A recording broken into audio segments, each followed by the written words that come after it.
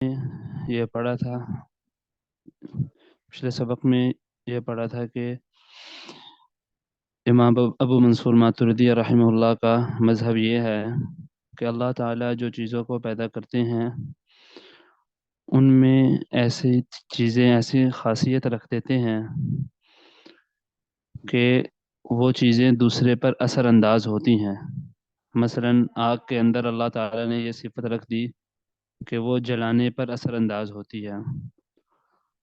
اور اس کے بعد جو جلانے کا عمل ہے وہ اللہ تعالیٰ کرتے ہیں۔ تو اسی قول کی جو ماتریدیہ کا قول تھا، اس کی وضاحت آ جائے کہ ماتریدیہ کے قول کی وضاحت، اس میں کوئی شک نہیں کہ آگ کی حرارت پانی سے آگ کی کوئی شک نہیں کہ آگ سے حرارت، پانی سے برودت اور سورج سے فضا کی روشنی ضرور ہوتی ہے۔ یعنی ان چیزوں سے اگر ہم دیکھیں، آگ سے گرمی ہوتی ہے، پانی سے ٹھنڈک محسوس ہوتی ہے، اور جب سورج نکلتا ہے تو ہمیں روشنی بھی نظر آتی ہے۔ لیکن اگر کوئی یوں سمجھے کہ آگ کے اندر حرارت یعنی جو گرمی ہے،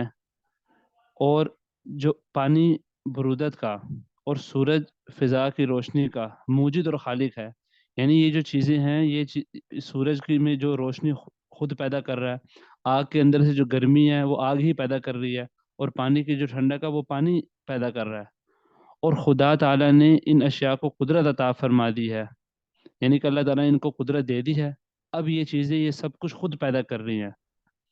اور خود اثر کر رہی ہیں، تو یہ عقیدہ رکھنا کفر اور شرک ہے، کیونکہ کسی چیز کو پیدا کرنا، اس چیز کو وجود دینا، یہ صرف اللہ تعالیٰ کی صفت ہے۔ اب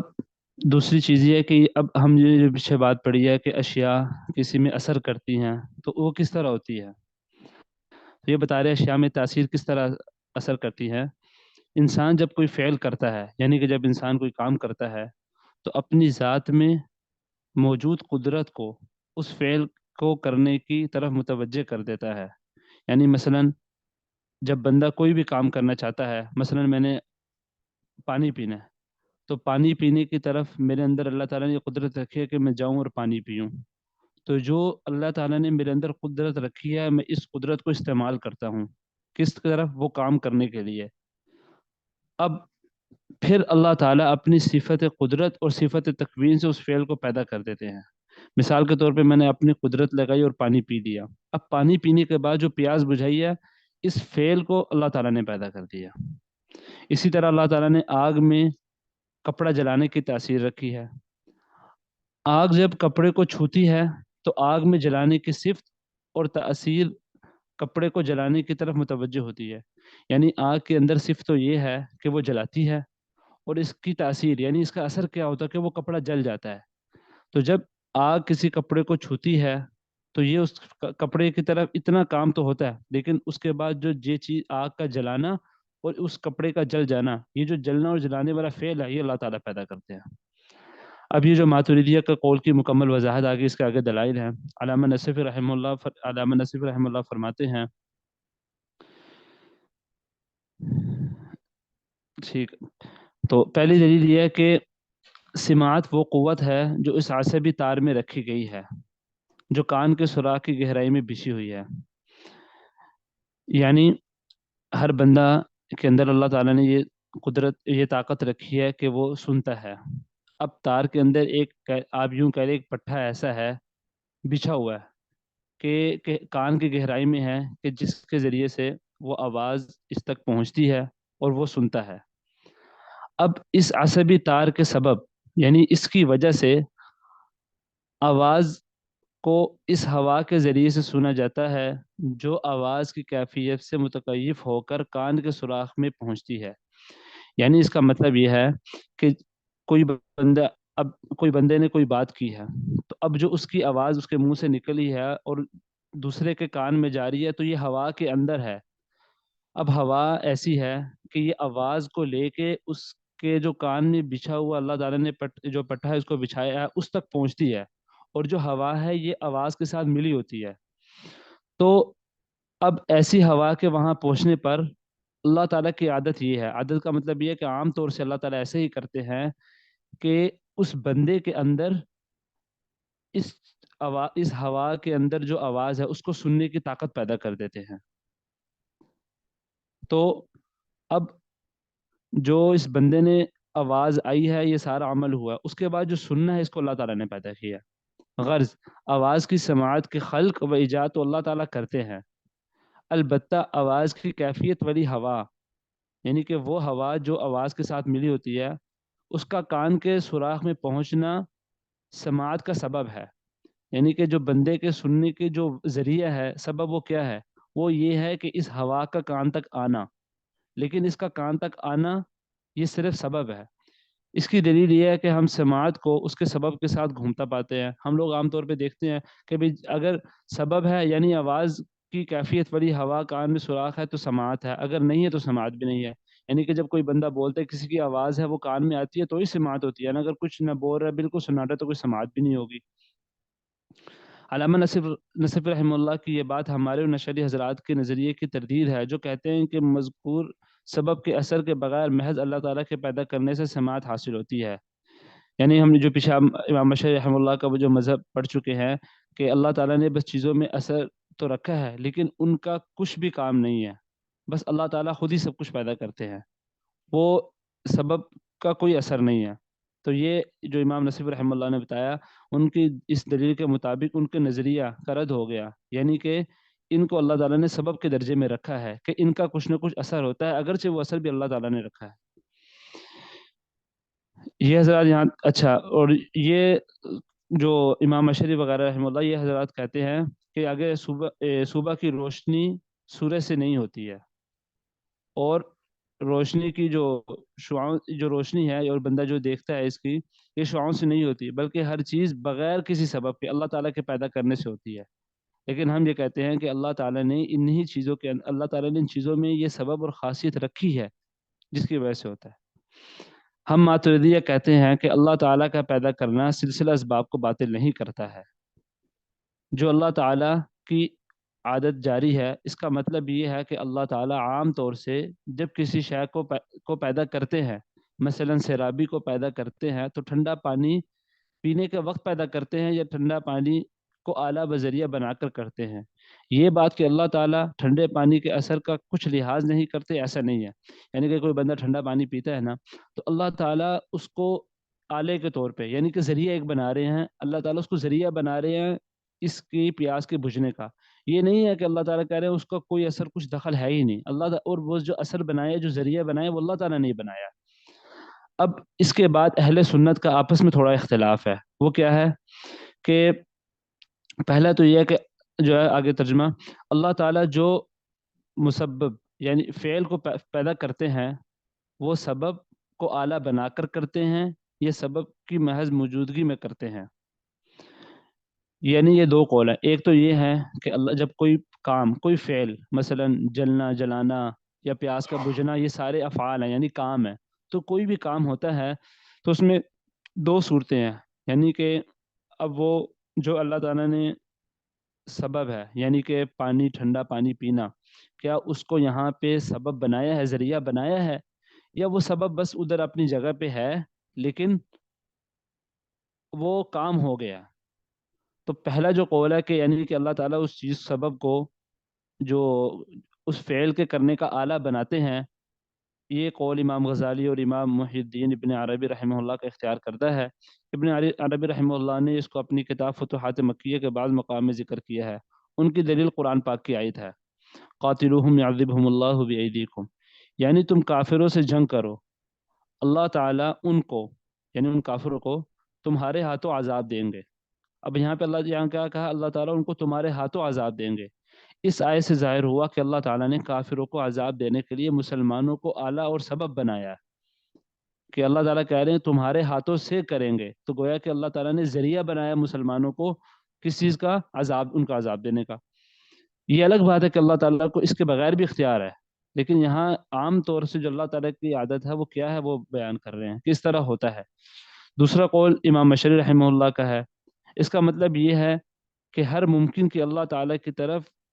استناد اور اضافت یعنی کہ اللہ تعالیٰ کی طرف منسوب کرنا بغیر کسی واسطے اور آلے کے ہے۔ یعنی کہ ہم کہتے ہیں یہ کام اللہ نے کیا، تو بیچ میں یہ نہیں کہنا چاہیے کہ مثال کے طور پہ کہ ہم کہیں کہ بھئی ان کے ذریعے سے ایسا ہوا، پانی ٹھنڈا پانی پینے سے آگ بجھی، یہ چیزیں ان کا مذہب ہے کہ ایسا نہیں ہے، لیکن ہم کہتے ہیں اللہ تعالیٰ نے انہی کو ذریعہ بنایا۔ آگے کہہ رہے ہیں لیکن امام رازی رحمہ اللہ کا کہنا ہے کہ سبب کا اعلیٰ ہونا، یعنی سبب کا مطلب ہے مثال کے طور پہ جو پانی ہے، ٹھنڈا پانی جو ہم نے پیا، اس کو اختیار کیا، اس کی طرف اعلیٰ ہونا بلا واسطہ نسبت و استناد کے منافی نہیں۔ یعنی اس کا مطلب یہ ہے کہ اگر کوئی بندہ یہ کہہ دے کہ میں نے ٹھنڈا پانی پیا تو آگ بجھ گئی، اس کا مطلب یہ نہیں ہے کہ اللہ تعالیٰ نے یہ نہیں کیا اور اللہ تعالیٰ نے اس کو فیل کیا، تو یہ اس کے خلاف نہیں ہے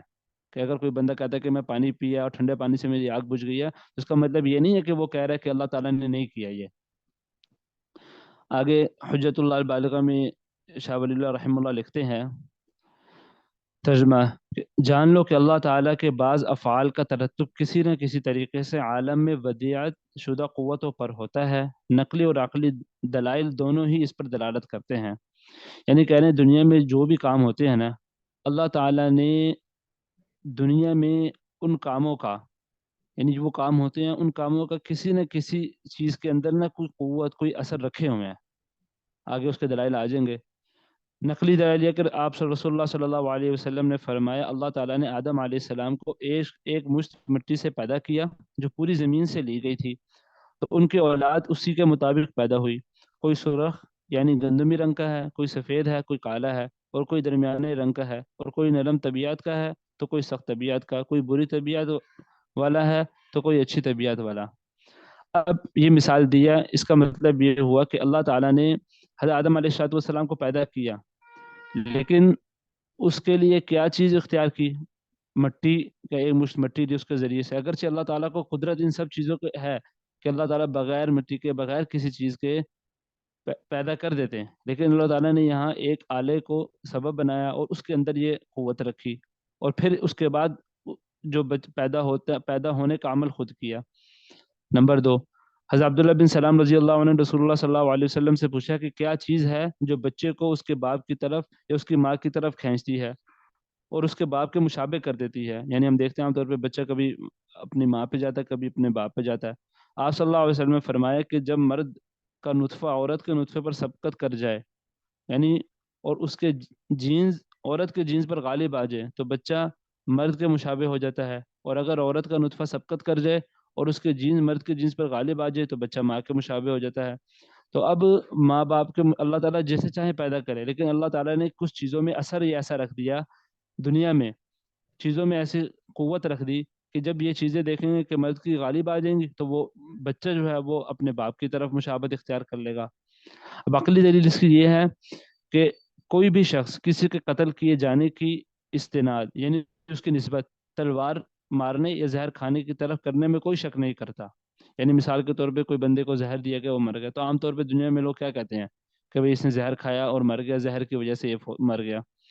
تو اب یہ جو کہتے ہیں زہر کی وجہ سے مر گیا، تو اس میں کوئی بھی بندہ عقلاً اگر سوچے یار زہر کھانے سے مرا، تو اس کی کوئی وہ نہیں کرتا کہ ہاں نہیں یہ غلط بات ہے، ٹھیک ہے۔ اسی طرح ہاں اگرچہ یہ الگ بات ہے اس نے زہر کھایا، سبب اختیار کیا، اب موت اللہ تعالیٰ نے اس کو دی ہے، جو آگے فعل پیدا کیا موت کا وہ اللہ نے کیا، لیکن اس کی طرف نسبت کرنے میں کوئی بندہ شک نہیں کرتا کہ نسبت بھی نہ کریں اس کی طرف۔ اسی طرح رحم میں بچے کے بننے کو منی ڈالنے کی طرف نسبت کرنے میں کوئی شک نہیں کرتا، اور اسی طرح اناج اور درختوں کو پیدا ہونے کی نسبت بیج ڈالنے اور پودا لگانے اور پانی دینے کی طرف کرنے میں کوئی شک نہیں کرتا۔ یعنی کہ عام طور پہ کہتے ہیں بھئی یہ گندم لگی ہے تو کیا ہوا، بیج ڈالا، پانی دیا تو پیدا ہو گئی۔ تو یہ دلائل بھی اس چیز کے تھے کہ جو اللہ تعالیٰ نے دنیا میں چیزوں میں ایسی اثر رکھ دی ہیں کہ جو اثر پیدا ہوتے ہیں، اللہ تعالیٰ نے یہ چیزیں رکھی ہیں کہ اثر ہوتا ہے ان چیزوں کے ذریعے، پھر اللہ تعالیٰ آگے چیزوں کا خلق اور پیدا کر دیتے ہیں ان کو۔ آگے معجزے کی حقیقت کیا ہے؟ قانون فطرت کی نوعیت دراصل قانون عادت کی ہے، یعنی کہ جو فطرت کا قانون ہے نا، وہ اصل میں یہی ہے کہ عادت ہے۔ عادت کا مطلب یہ ہے کہ عام طور پہ جیسے ہوتا ہوا نظر آتا ہے وہی ہے۔ جو فطرت کا قانون ہے وہ یہ ہے جو عام طور پہ ہمیں نظر آتا ہے، یعنی مطلب یہ ہے کہ عام طور پہ ہمیں نظر آتا ہے کہ بادل آ رہے ہیں تو بارش ہو رہی ہے، ٹھیک ہے۔ اسی طرح آگ ہے تو اس سے وہ جل رہا ہے، پانی ٹھنڈا پانی پی رہے، پیاس بجھ رہی ہے۔ تو یہ باقی چیزیں بھی ہوتے ہیں کہ سورج نکل رہا ہے تو روشنی ہو رہی ہے، اور اسی قانون عادت کو عادت اللہ بھی کہتے ہیں، اور اسی کی بنا پر عمل فطرت میں یکسانی نظر آتی ہے۔ یعنی عادت قانون عادت ہے،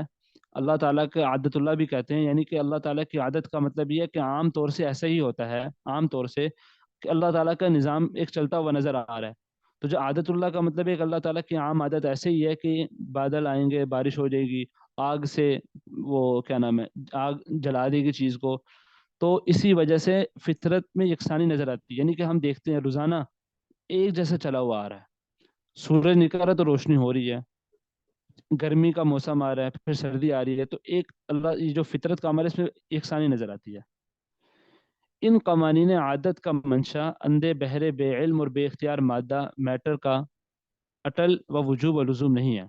بلکہ ایک علم و اختیار والی ذات اللہ تعالی ہے، جو اپنی کسی حکمت و مشیت کے تحت کبھی کبھی اس عام عادت کے خلاف اور اپنی خاص عادت کے مطابق بھی کر سکتی ہے۔ یعنی یہ کہنا چاہ رہے ہیں کہ جو اللہ تعالیٰ کی عادت اللہ جاری ہے کہ یہ کام ایسے ہوتا ہے، اس کے پیچھے اللہ تعالیٰ کی ذات ہے۔ جیسے دہریہ کہتے ہیں، یہ اصل میں دہریت کرنا چاہ رہے ہیں کہ جو وہ کہتے ہیں نا کہ اس کے پیچھے جو دنیا کا سارا نظام چل رہا ہے، اس کے پیچھے ایک مادہ ہے، بس مادہ بنا اور اس کے بعد وہ خود ہی سب کچھ ہوتا ہوا چلتا آ رہا ہے، ٹھیک ہے، خود ہی سب کچھ آ رہا ہے۔ اصل میں شروع میں ایک مادہ تھا، مادے کے بعد کیا نام ہے، اس کے بعد چیزیں چلتی چلتی آئی جا رہی ہیں، تو سب کچھ خود ہی ہو رہا ہے۔ دہریہ یہ کہتے ہیں یعنی کہ نہ ان کے پیچھے کوئی محرک، کوئی اس کو چلانے والی کوئی ایسی ذات نہیں ہے۔ تو یہ کہہ رہے ہیں ایسی بات نہیں ہے کہ جو وہ کہتے ہیں مادہ، جو مادہ کیا ہے، نہ اس کو کوئی مادے کو علم ہے، نہ اختیار ہے، اندھا بہرس ہے، تو کہتے ہیں نہ تو وہ ہے، نہ ایسا ہے کہ اس کے ہونے سے کوئی دنیا میں اثر ہو رہا ہے، بلکہ یہ تمام چیزیں جو ہم صبح شام دیکھ رہے ہیں، ایک عادت جاری ہے اللہ تعالیٰ کی، وہ اللہ تعالیٰ اپنی حکمت اور اپنی چاہت کے مطابق کرتے ہیں۔ اب کبھی کبھی اللہ تعالیٰ اسی جیسے عادت چل رہی ہے اس کے مطابق کر دیں، اور کبھی وہ عام عادت ہے اللہ تعالیٰ کی، اور کبھی ایسا ہوتا ہے کہ اللہ تعالیٰ کسی اپنی خاص عادت کے مطابق کر دیں۔ تو آگے کہہ رہے ہیں اب جو اللہ تعالیٰ کی عادت دو طرح کی ہوگی، ایک عام ایک خاص، تو اس کے بارے میں آگے بتائیں گے۔ یاد رہے کہ عادت اللہ کی دو قسمیں ہیں۔ نمبر ایک، عام جاری عادت، یعنی عام عادت جو جاری نظر آتی ہے، جیسے روز سورج کا نکلنا، اس سے دن ہونا۔ نمبر دو، خاص موقت عادت، یعنی خاص خاص وقت کی عادت، یعنی عام طور پہ تو ایسا نہیں ہوتا لیکن کبھی کبھی کوئی اس سے ہٹ کے کام ہو جاتا ہے، اور وہ اللہ تعالیٰ کی خاص عادت ہوتی ہے، اس کی مثالیں آگے آ جائیں گی۔ عادت کی یہ دونوں ہی قسمیں ہمیں نوع انسانی کے افراد میں بھی ملتی ہے، یعنی کہ یہ جو دونوں قسمیں ہیں نا کہ عام عادت کا ہونا اور خاص عادت کا ہونا، یہ اللہ تعالیٰ کے جیسے ہیں اس طرح ہمیں بندوں میں بھی نظر آتی ہے دنیا میں۔ مثلا ایک شخص کو ہم دیکھتے ہیں کہ بڑا نرم نرم خو حلیم طبیعت اور بردبار ہے، یعنی کہ نرم طبیعت کا، اس سے غصہ آتا ہے، صبر والا ہے، ہزار گالیاں سننے اور اشتغال دلانے پر بھی اسے غصہ نہیں آتا، لیکن اس کے باوجود یہ بھی دیکھا گیا کہ جب کبھی مذہب پر حملہ ہو یا اس کے سامنے پیغمبر علیہ السلام کی توہین کی جائے تو اس وقت غصے سے بےتاب ہو کر آپے سے باہر ہو جاتا ہے۔ تو توہین کے وقت اس کی یہ سخت گیری اور درستی اگرچہ اس عام عادت کے خلاف ہے، لیکن وہ بجائے خود اس کی ایک خاص اور مستقل عادت ہے، جس کے تجربے کا موقع گاہ بگاہ اس کے اسباب مہیا ہونے پر ملتا رہتا ہے۔ یعنی عام عادت تو یہ ہے بہت نرم طبیعت ہے، نہ غصہ کرتا ہے، لیکن جب آپ صلی اللہ علیہ وسلم کی شان میں غصہ ہو تو یہی نرم طبیعت بندہ جو کبھی نہ کسی نے دیکھا غصہ کیا نہ اونچا بولا، ایسے بھڑک جاتا کہ لوگ کہتے ہیں یار یہ ایسا تو یہ بندہ تھا نہیں، تو اتنا غصہ کرے، تو وہ اس کی خاص عادت ہے، اور وہ اس موقع کے علاوہ بھی نظر آتی رہتی ہے۔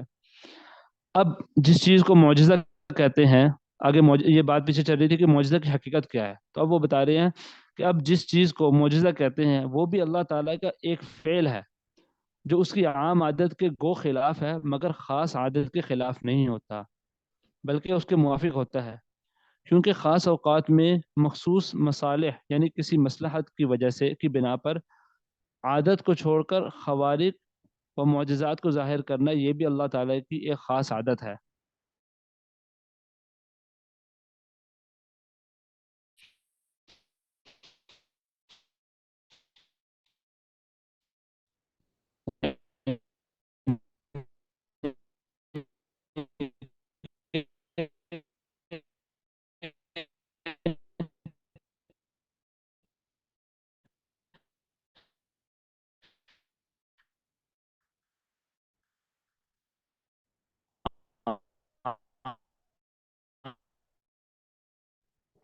اور جیسے کہ عام عادت وقوع میں آنے کا سلسلہ اسباب ہوتا ہے، مثلا بچہ کم ایک مخصوص مدت تک رحم میں پرورش پانے کے بعد عادت کے تحت واقع ہونے والے افعال کے پیچھے کوئی مخفی سلسلہ اسباب ہوتا ہے،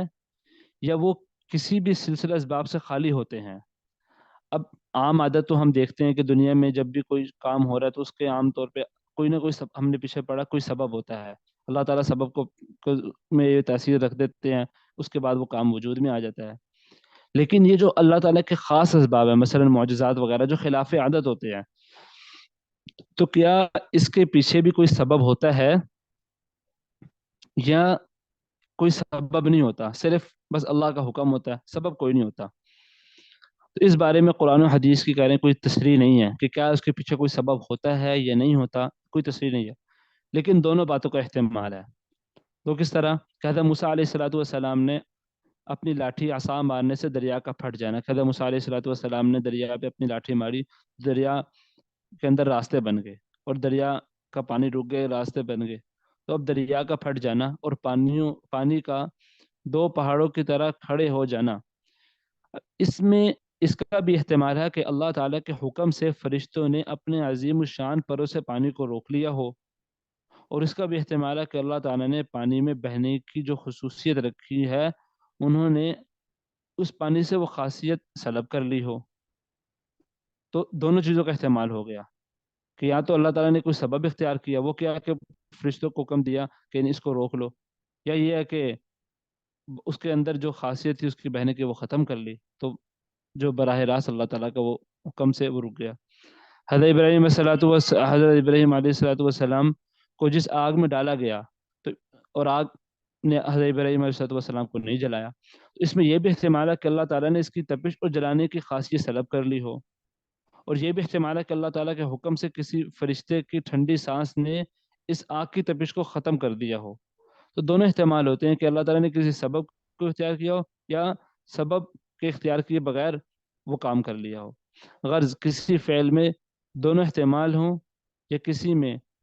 ان میں سے متعین صرف ایک احتمال ہو، یہ سب کچھ ممکن ہے، اور اللہ تعالیٰ کو ہر طرح کی قدرت ہے۔ ان کا صرف یہ کہنا ہو جا کسی کام کے ہونے کے لیے کافی ہے، یعنی کہ اللہ تعالیٰ کو ہر چیز کی قدرت ہے، اللہ تعالیٰ بس کسی چیز میں یہ کہہ دے کہ ہو جا تو وہ ہو جاتی ہے، اللہ تعالیٰ کو قدرت ہے۔ اب یہ جو ہم نے بات پڑھی اللہ تعالیٰ کو قدرت ہے، اور پیچھے بات پڑھی عادت اللہ یہ جاری ہے، تو یہ قدرت اور عادت کیا ہے اور اس میں کیا فرق ہے، اس کے بارے میں بیان کر رہے ہیں۔ قدرت اور عادت کے درمیان فرق،